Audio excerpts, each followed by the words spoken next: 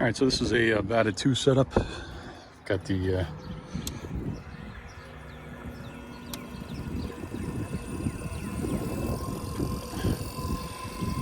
this is an old model. This is like the I'm probably 20 years old, but it's still going strong.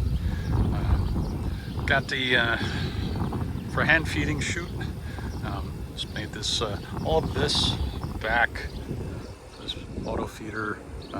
It's all custom made. This is a jugs motor that I used. I got it off of eBay. But so this is just a hand feeder for timing.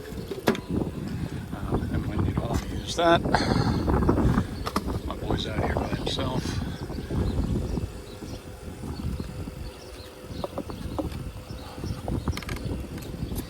Just put that in there.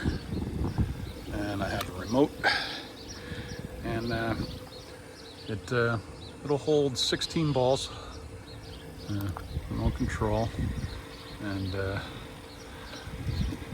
that slot you see right there, that's for timing, so you can see the ball coming, which is lacking in a lot of the auto feeders. So you can see it here, how it looks. All right, one's coming through. Time it. There we go.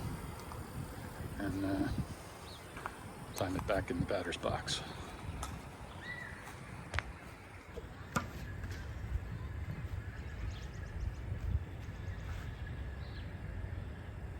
I feel like and this thing is accurate. I mean, every time it's in the strike zone.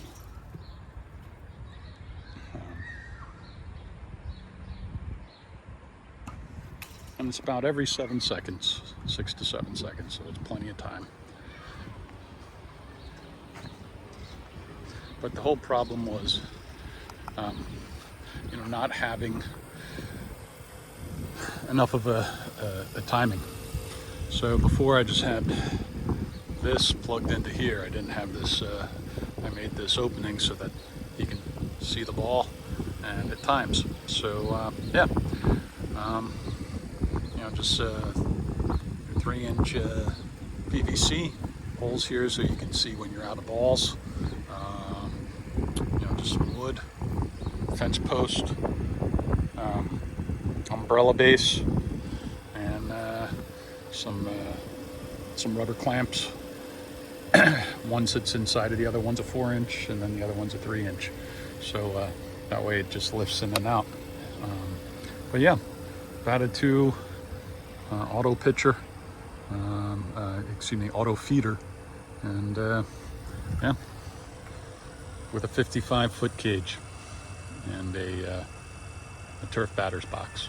So the batter's box is some landscaping ties filled with gravel, with 3 horse mats under there, and then some turf on top of that, and just holes drilled in the turf, in the horse mats for water. And that is an outstanding batter's box.